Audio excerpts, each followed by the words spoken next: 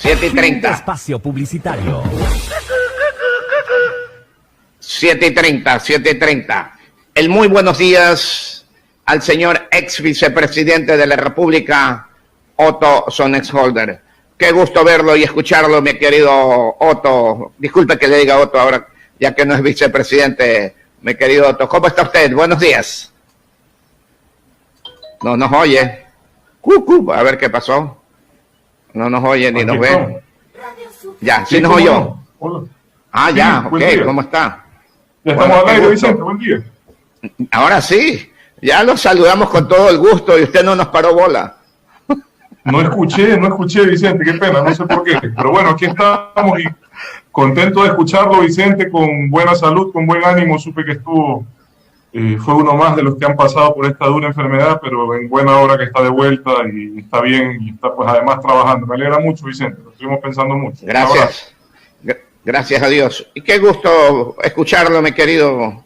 Déjeme decirle, Otto, que nosotros nunca tuteamos a nadie en una entrevista, por más amistad que tenemos.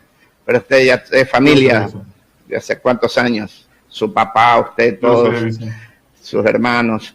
Oiga, antes de seguir, ese cuadro precioso que tiene atrás, no me va a decir que es Ramírez. Esa no es la línea. No, este es un artista ecuatoriano joven, apellido Pesante, un gran artista. Y son los ciclos del sol y la luna. Ahí le pongo para que vean. ¿Sí ves? Sol y luna. Sí, lo estaba observando. Hermosos cuadros. Notas de mi esposa, pero muy bonito. No, hablamos de ella hace un momento y de usted al iniciar el programa cuando lo anunciábamos. Y hablábamos que ustedes siguen en la parte social. Y decíamos que la parte social no es de ahora, sino de hace rato, cuando usted ni por aquí tenía idea de llegar a la política. Peor ser vicepresidente, mi querido Otto. Toda la vida hemos tenido un compromiso con nuestra sociedad y bueno, sobre todo mi esposa, para qué le voy a mentir, Vicente, la gente la conoce, viene hace tiempo promocionando alrededor del tema de la nutrición, la siembra de huertos pedagógicos y huertos en casa, y bueno, en eso estamos trabajando y estamos reforzando con otros temas. Lo que pasa es que ahora, claro, lo que yo haga es más público que antes, nada más eso. Sí, es una gran verdad, eso hacíamos. La pregunta de cajón, y no podemos salir. ¿Vio los dos debates? Sí, por eso es que estoy aquí, Vicente. Oye, de verdad le digo, usted sabe, salí de la vicepresidencia, como yo siempre digo, como siempre quise, con la frente en alto, de la mano de mi esposa, salí a buscar la unidad. Lamento que en muchos casos encontré solo vanidad y terminó ocurriendo lo que yo temía. ¿Qué temía? Y digo, cuando temía, digo no por mí, por el país. Temía que justamente pase lo que vimos ayer. 16 candidatos, una ensalada de frutas, por decirlo menos, de un enredo de palabras y propuestas, y una ciudadanía que evidentemente no sabe por quién votar, porque lamentablemente cuando usted tiene esa cantidad de candidatos, lo único que genera es confusión. Yo escuchaba al editorialista Álvarez, a quien conozco, además hemos tenido la oportunidad de compartir micrófono, y decía una gran verdad, ¿no? O sea, nadie se atreve siquiera a hablar de la realidad del país, de la realidad no de ahora. Cuando yo ingresé a la vicepresidencia, yo dije, yo ya sé a qué voy. El país fue dejado en una situación crítica en lo económico. Y la pandemia lo único que hizo fue agravar dramáticamente esa situación.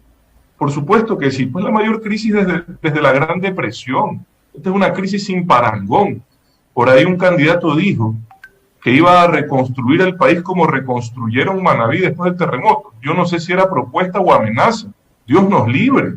Si con un terremoto nomás, que usted sabe que fue muy duro, muy difícil, pero ni de cerca se puede comparar esta crisis, ni de cerca, ni remotamente, 50 veces a uno la diferencia.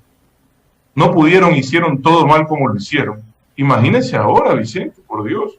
Pero no les da vergüenza mentir, no les da vergüenza decir cualquier cosa. Y el país lo que quiere es la verdad, Vicente. A mí me fue bien siempre diciendo la verdad. La honestidad siempre será el mejor negocio. En lo público y en lo privado, el país quiere la verdad, quiere que le digan dónde estamos, por qué estamos donde estamos y cómo salimos. ¿Se puede salir? Claro que se puede salir, pero con esfuerzo, con sacrificio, no de un día para el otro, diciendo cualquier cosa. Después llegan y dicen, ay, me engañaron, no sabía, no. Ahí está toda la información, es pública. Ahora sí es pública toda la información. Entonces perfectamente pueden hacer un análisis serio de la situación, Vicente, y ofrecer salidas coherentes a un país que necesita un rumbo, pero no un rumbo, pero no con destino a Caracas. Ese rumbo no. No, pues un destino de prosperidad, de desarrollo, un destino de honestidad. Sí se puede, pero ayer nadie lo supo, desde mi punto de vista, nadie lo supo explicar.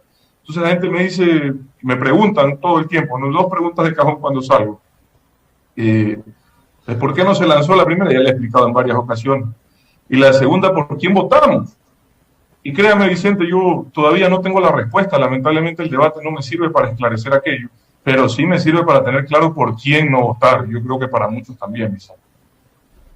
Es que definitivamente llega un momento que uno tiene indignación.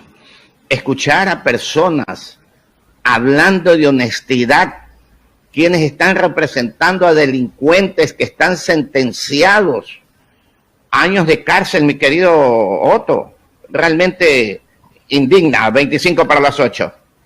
Verá, Vicente. Verá, sí, evidentemente. Yo no tengo nada, para mí esto no es personal. Esto no es personal. A mí me pueden caer bien y mal los políticos. Eso, no se trata de eso. Esto es del país, esto es de la patria, esto es del futuro. Entonces, algo bueno sí escuché. Dice que van a recuperar el futuro. Bueno, por lo menos que nos ayuden a recuperar lo que se llevaron, o los sobreprecios. Vea, solo en 5 horas, para no entrar en la discusión, Vicente, de que si el BID ha dicho que son 70.000 o 40.000 millones el perjuicio al Ecuador en sobreprecios y mal manejo del recurso público, ¿verdad? Porque esa es la discusión fue ayer. Pero si usted revisa solo una nota que está subida en Pichincha Comunicaciones, que es Radio Pichincha, de la prefectura del Pichincha, del mes de enero del 2019. Las Naciones Unidas, ¿se acuerda usted que hizo un informe solo sobre 5 horas? ¿Usted se acuerda de eso? Así fue. Sí, así fue. Solo sobre 5 horas, refinería del Pacífico, Bajo Alto, que es las plantas de gas que están en Cuenca, el gasoducto y la refinería de Esmeraldas y una más, ya, el poliducto Pascual es Cuenca. Solo en 5 horas se estima un sobreprecio de 2.500 millones de dólares. Disculpe porque le lea la nota, Vicente, pero es que el presupuesto inicial establecido para la refinería de Esmeraldas, 754 millones. ¿Saben cuánto terminó? 2.230. Y no funciona. Ni siquiera sirve. Así es. Entonces, ¿saben qué? Ya pues, no abusen de la memoria de los ecuatorianos. No abusen. Lamentablemente, los ecuatorianos nos equivocamos, nos olvidamos muy rápido de las cosas y no nos damos cuenta. Poliducto Pascual en Cuenca, presupuesto inicial, 250 millones, termina en 623.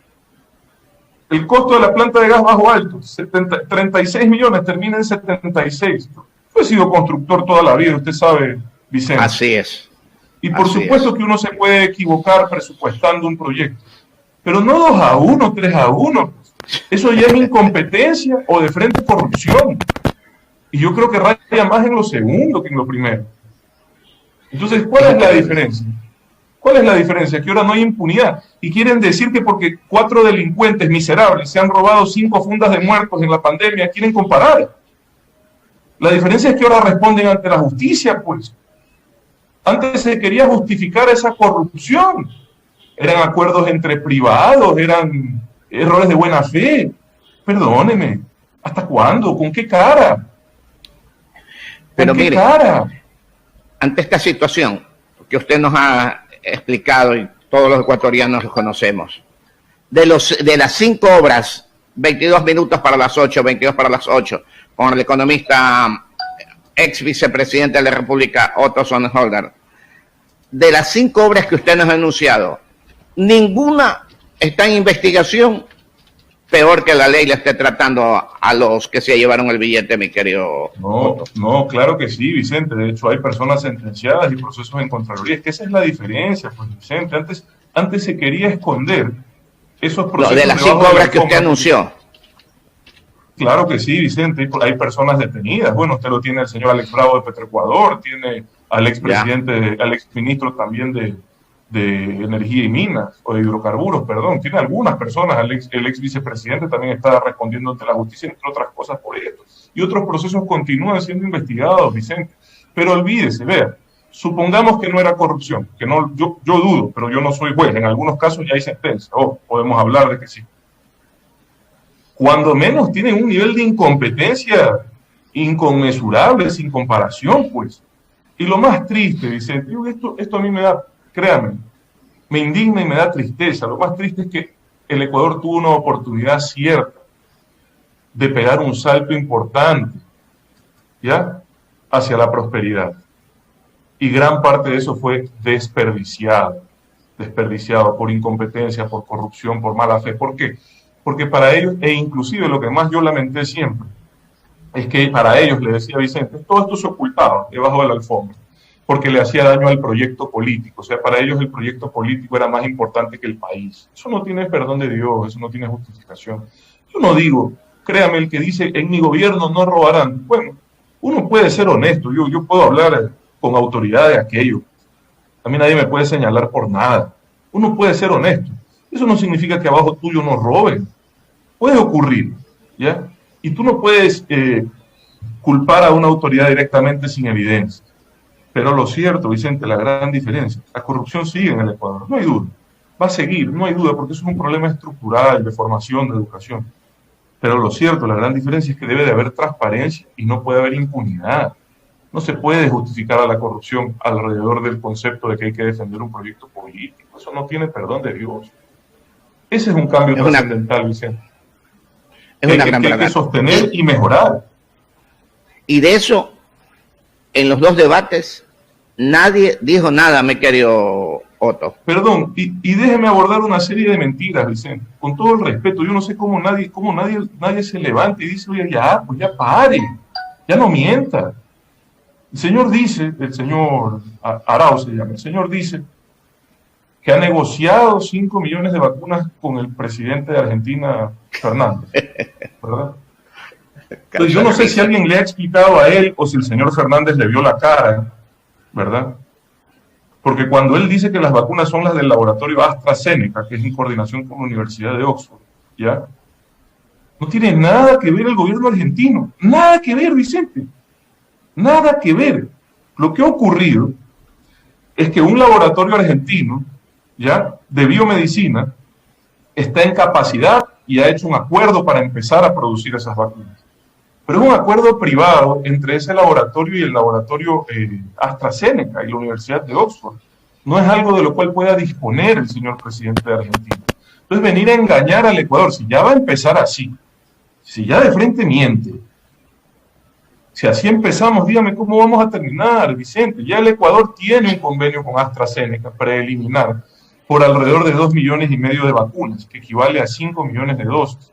Y esas vacunas se producirán ya sea en Argentina o en México, donde está el otro laboratorio, en donde AstraZeneca está desarrollando las vacunas para América Latina. AstraZeneca va a hacer producción en 3 países de América Latina, para que se conozca, para que ya no se dejen engañar. El uno es Brasil, que servirá solo para el mercado brasileño. El otro es México, que se ha hecho en cooperación con la Fundación de Carlos Slim, que ha puesto la plata para desarrollar ese laboratorio, a riesgo y a cuenta propia, como privado. Y el otro es Argentina. En ninguno de los 3 casos tienen que ver los gobiernos de ninguno de los 3 países. El Ecuador ya ha tratado desde antes, desde el mes de noviembre, con los laboratorios y ya tiene un programa de vacunación que hasta el mes de octubre de este año implica tener 9 millones de ecuatorianos vacunados. El señor que le dice que el presidente de Argentina, que no puede ni con Argentina, ¿ya?, presidente de Argentina que no puede ni con Argentina, le va a dar 5 millones de dosis al Ecuador, le está mintiendo. No es el presidente de Argentina, los negocios son con los laboratorios o a través de la iniciativa COVAX, que es una iniciativa multilateral, y entre las diferentes laboratorios e iniciativas el Ecuador tiene ya 9 millones de vacunas hasta el mes de octubre. El Ecuador puede vacunar a más de 100.000 personas diarias, Vicente, esa es la capacidad. El problema no es la capacidad de vacunación, el problema es el acceso a las vacunas que, como usted sabe, están siendo demandadas por el planeta entero. A pesar de aquello, el Ecuador ya tiene garantizadas 9 millones de vacunas, que son 18 millones de dosis hasta el mes de octubre. Y eso es una buena noticia para el país. Eso es una buena noticia para el país. Pero no nos dejemos engañar, no nos dejemos sorprender. No abusen los candidatos de la bondad, de la nobleza del ecuatoriano. No la confundan con ignorancia. Hoy es muy fácil saber quién está mintiendo.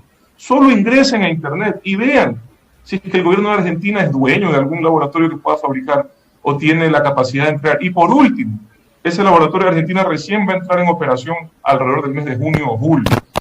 Va a entregar las primeras 20 millones de vacunas para Argentina, eso sí.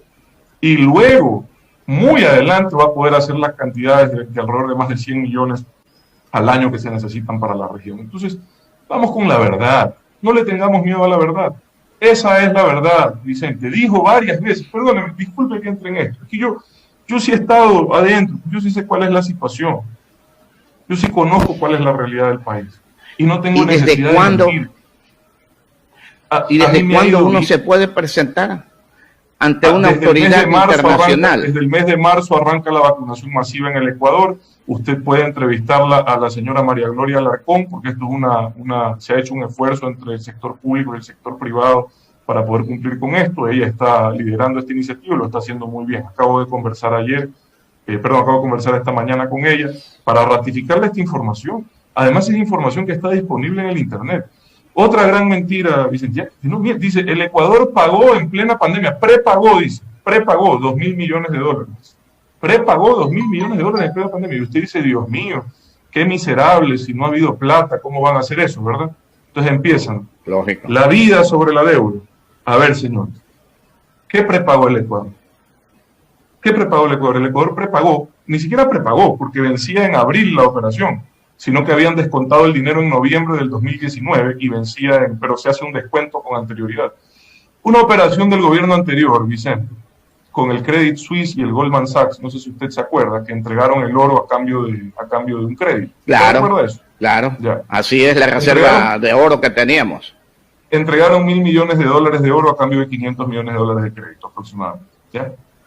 Esa operación vencía y el Ecuador consideró mucho más rentable para el país pagar los 300 y pico de millones de dólares y recuperar más de 1.100 millones de dólares en oro. ¿Le parece a usted bien o le parece mal? Mucho mejor tener el oro en su casa. Las reservas de oro del Ecuador han aumentado. Después dicen que hay 8.000 millones. ¿Sabes que es una cantidad de mentiras? Es una cosa de locos. Pero claro, nadie contrasta, Vicente, porque la gente, como le digo, lamentablemente abusan de la nobleza y de la bondad de la gente. Dijo que habían 8.000 millones de dólares en Suiza, del Ecuador, ¿verdad? Y usted dirá, Dios mío, ¿y cómo estamos pasando esta situación tan dura que no hay ni para pagar los sueldos, que se han hecho esfuerzos sobrehumanos para pasar esta crisis, sostener la dolarización, evitar que la gente sufra más de lo que ya está sufriendo, porque es muy dura la situación, evitar que tengamos aquí problemas inclusive hasta de masivos de seguridad, de saqueos por la gran crisis social que vive el Ecuador? Y usted dice, 8.000 millones de dólares en Suiza, entonces el relato de que es la perversión, que primero el capital. El Ecuador tiene hoy 8.000 millones de dólares en el Banco Central de reservas internacionales del Bitcoin. ¿Cómo se componen estas reservas, Vicente?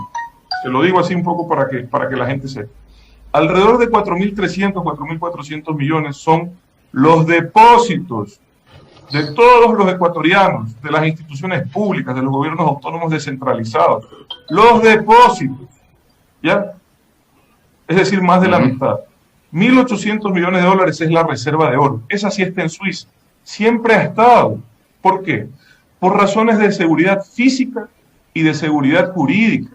Porque las reservas de oro cuando están en Suiza tienen inmunidad ante cualquier arbitraje o cualquier situación que el Ecuador vea en riesgo de perder esos recursos. ¿Ya? Y por seguridad en el Ecuador no hay capacidad de almacenar esa cantidad de oro. No hay capacidad. Entonces, ¿le parece bien o mal que esté allá? O si quiere la traemos. ¿Pero qué ganamos trayendo? No. ¿Ah? Lo mejor es estar allá bien resguardado. Aquí ya se lo hubiesen llevado hace rato en aviones presidenciales. Como 600 millones de dólares, Vicente, que son cuotas que el Ecuador tiene en multilaterales. Es decir, para ser parte del Banco Interamericano de Desarrollo, para ser parte del BIS, que es el Banco Central de los Bancos Centrales. Nos salimos de ahí, sacamos esa plata y salimos de esos multilaterales que tanto nos están ayudando. Tampoco. Y lo único que está disponible, Vicente, para giro del gobierno, son algo así como 600 o 700 millones. Y como usted sabe, no alcanza, pero ni para este mes. ¿Me explico? Así es. Entonces, ¿de qué estamos hablando? ¿Usted cree que si hubiera plata, estaríamos en esta situación? ¿Cómo hubiese sido de bueno para el Ecuador haber contado en el pasado con un gobierno responsable que hubiese sabido administrar los recursos inéditos en cantidad que tuvo el país. ¿Cómo hubiese sido de bueno, Vicente? Pero tristemente esa no fue nuestra historia. Tuvimos una autoridad que se burló de la necesidad de tener reservas, dijo que no eran necesarias en dolarización. Gran mentira, gran mentira. Bueno, de una persona que no conoce. ¿Ah? Anoche este señor dijo, dentro de las cosas que me acuerdo, de que para qué tener plata guardada. Es que no es, primero no es guardada. A ver, ¿qué está diciendo? Dice que va a coger de ahí para pagar $2,000, ¿cómo es? Por familia. Créame. Mil por persona. O sea, $1,000 millones va a coger de ellos. Se está diciendo de frente que va a coger plata ajena. Está diciendo de frente que va a coger plata ajena.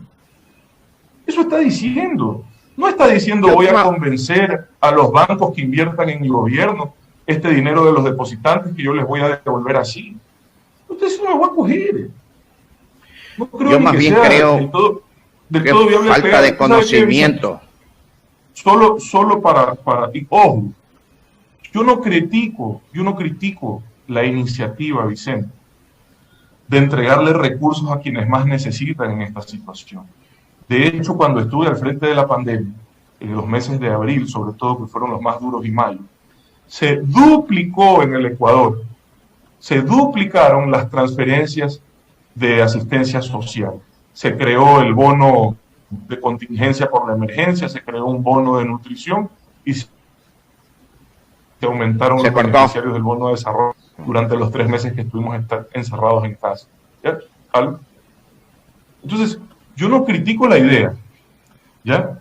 Me parece que está mal presentada, me parece que está presentada solo como una vulgar compra de votos. No veo realmente una intención seria de ayudar a la gente en eso, sino una vulgar compra de votos de una forma populista, demagógica, casi desagradable. Pero eso no significa que no hay que pensar en fortalecer los programas sociales y aumentar la transferencia de recursos para quienes, Vicente, hoy necesitan una mano solidaria de los ecuatorianos, porque la necesitan. Eso es una realidad, porque pasamos a pasar hambre en el Ecuador. No solo pobreza, hambre. Por eso le digo, en esos meses se duplicaron las transferencias y los beneficiarios de transferencias económicas de programas sociales. Se entregaron 8 millones de raciones alimenticias. Un esfuerzo, créame, casi imposible, pero se consiguió y se sostuvo una estabilidad que nos permitió recuperar cierta estabilidad sanitaria, Vicente, en las cifras sobre todo de fallecidos. Desde el mes de mayo, las cifras de fallecidos en la ciudad de Guayaquil y en la provincia del Guayas son estables y en el resto del país han habido incrementos leves. Entonces, hay que pensar en apoyar al que más necesita, pero no mintiendo, no con pura demagogia, no diciendo que hay $8,000 millones que no hay, no diciendo que se prepagaron $2,000 millones, no es cierto. Trate de ganar con la verdad. No solo él, un poco de gente que, créame, dicen cualquier cosa. Yo lamento por los ecuatorianos que tengamos que tener esta situación, porque es una situación penosa. Nosotros nos merecemos mejores liderazgos, nosotros nos merecemos tener mejores alternativas, no las tenemos.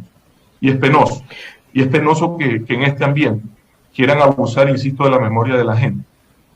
Pregúntenles a los manavitas, no vaya a Pedernales y pregúntenles qué tal la reconstrucción, el epicentro del terremoto. Pero aquí abusan. Entonces, por supuesto, Vicente, por supuesto que hubo una mayor sensación de bonanza desde el año 2007. Por supuesto que sí, porque hubo un incremento inédito en los ingresos del Estado, sobre todo por los ingresos petroleros.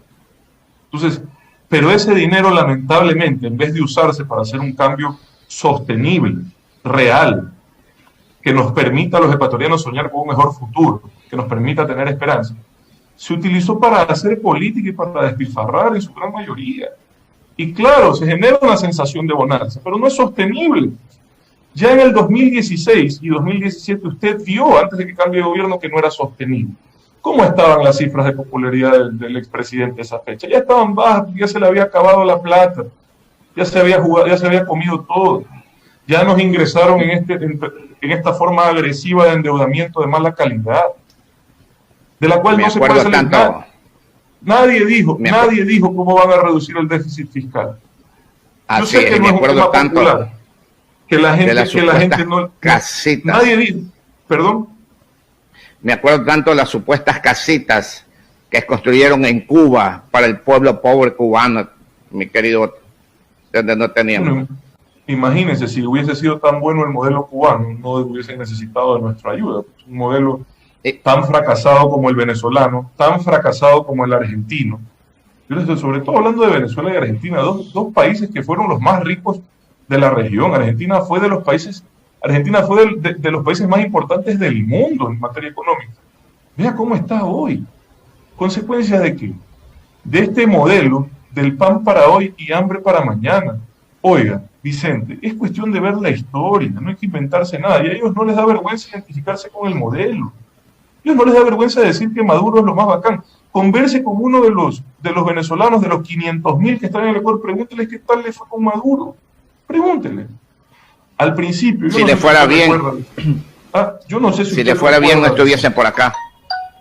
Yo no sé si usted recuerda, Vicente, cuando arrancó el presidente Chávez, era casi un héroe regional.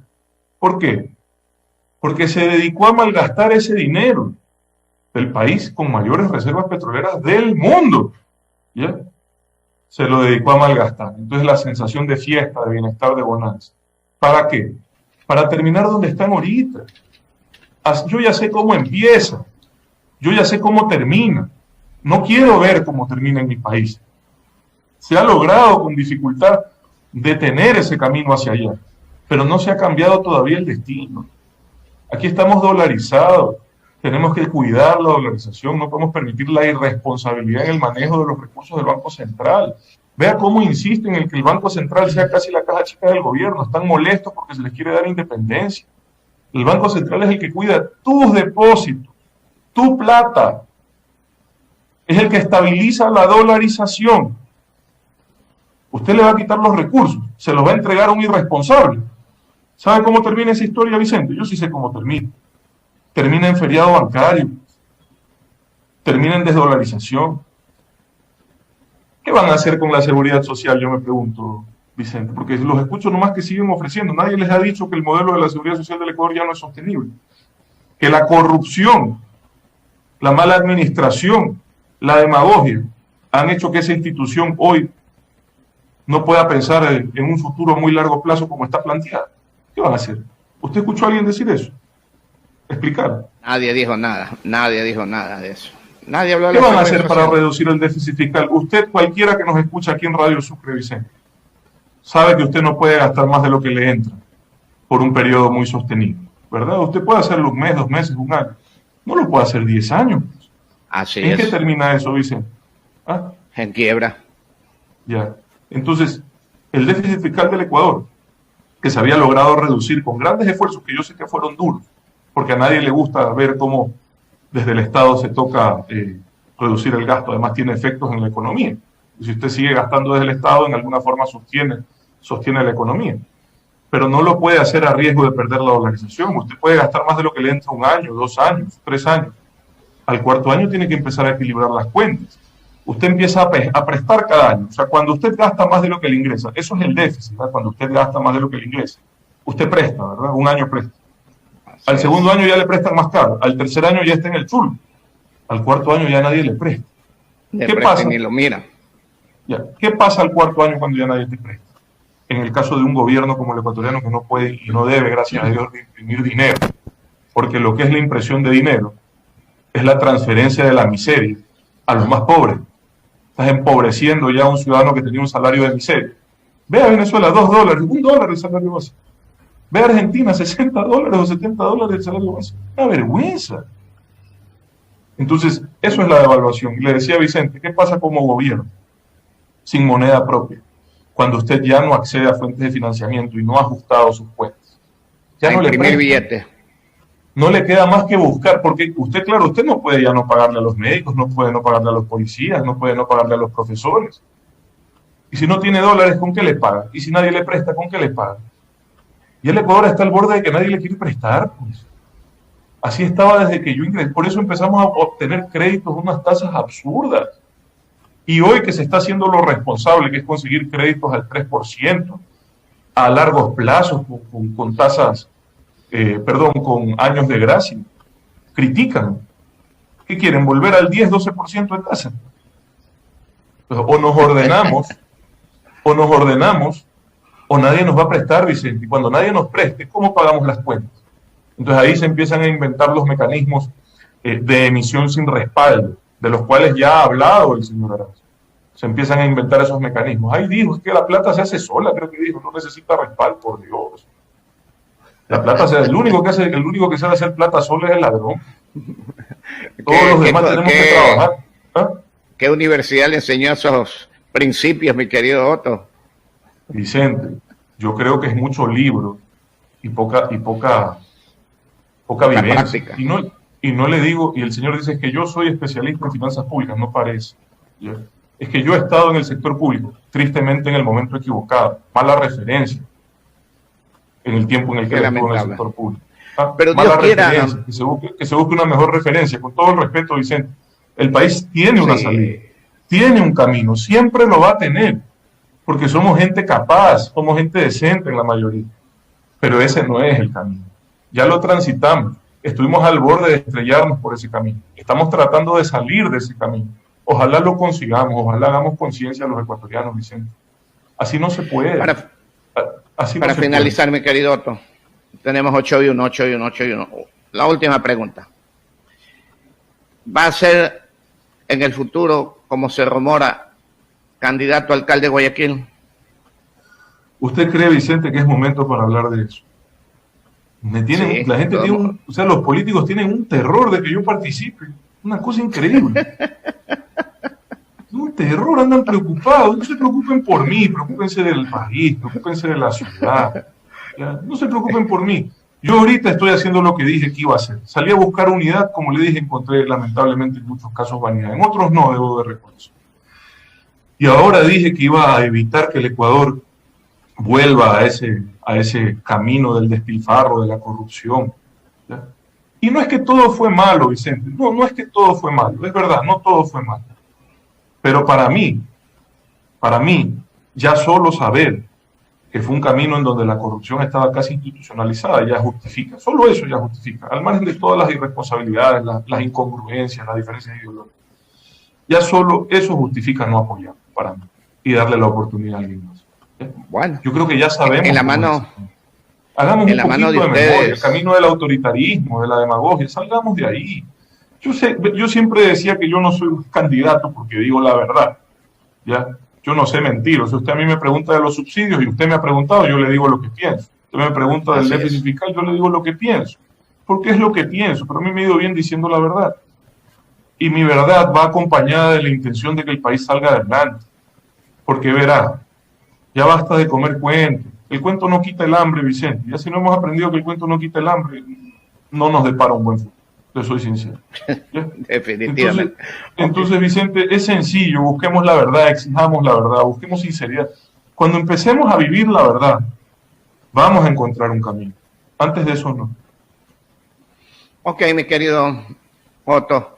En manos de ustedes, los jóvenes, está el futuro del país, mi querido Otto.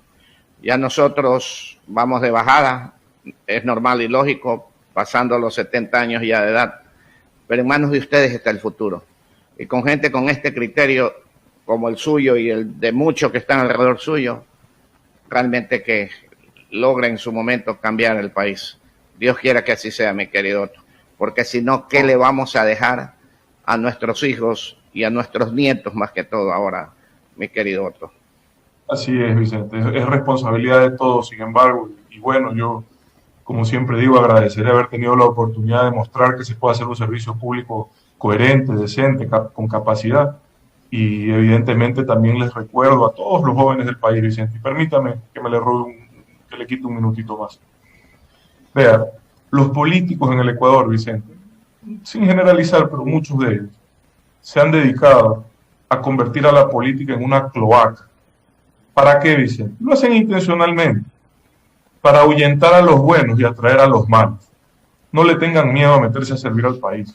Si se les presenta la oportunidad, tomen. Ayuden a cambiar al Ecuador.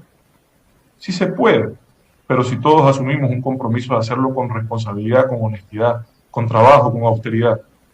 Ese es el camino, Vicente, ese es un camino largo. Quien ha trabajado, quien ha salido adelante, sabe que es un camino largo, pero es el único camino que te da bases sólidas para salir adelante.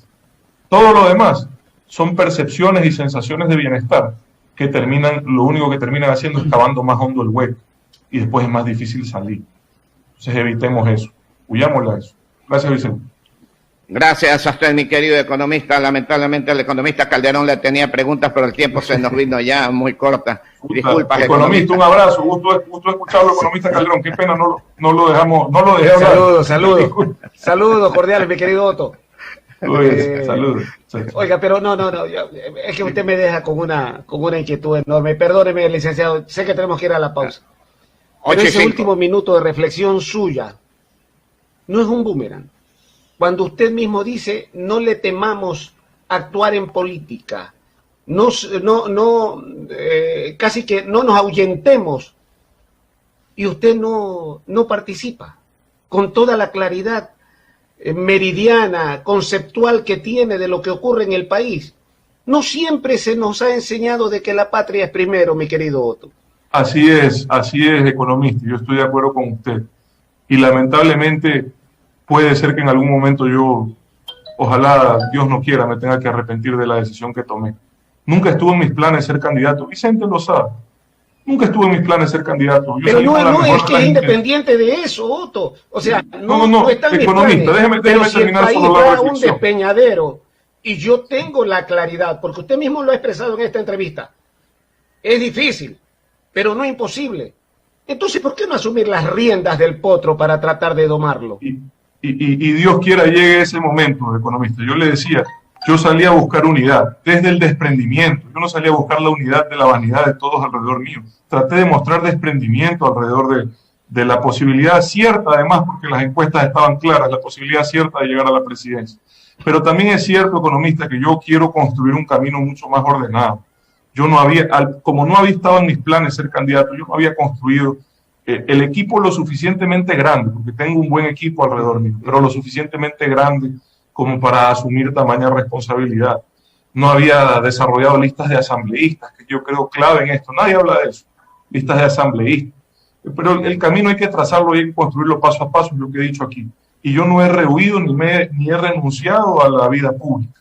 Yo seguiré aportando y seguiré tratando de ayudar a mi país. Y si en el futuro se presenta esa oportunidad de nuevo, economista, créame que la estaré mucho mejor preparado en cuanto al equipo y al acompañamiento para poder asumir ese desafío. Esto no se hace solo. Esa es otra gran mentira que nos han hecho creer a los ecuatorianos. Por eso creamos caudillos. Esto no se hace solo, economista. Exacto. Esto se hace rodeado de los mejores ecuatorianos posibles. Y he salido a buscarlos. Muchos ya los he encontrado. La seguimos en otra oportunidad, mi querido Otto. Fuerte abrazo. Gracias, economista. Un abrazo. Cuídense. Saludos a todos. 8 de la mañana. 7 minutos, 8 de la mañana, 7 minutos, 8 y 7. Saludos, mi querido Otto. Un abrazo para don Ramón Miñaño el alma y para toda la familia. Gracias, mi querido Otto. Y en algún momento hablamos mucho más abierto, con tiempo. Esta fue última hora. Pero ahí estamos. Abrazo, Otto. Gracias. Saludos a la esposa. 8 y 8.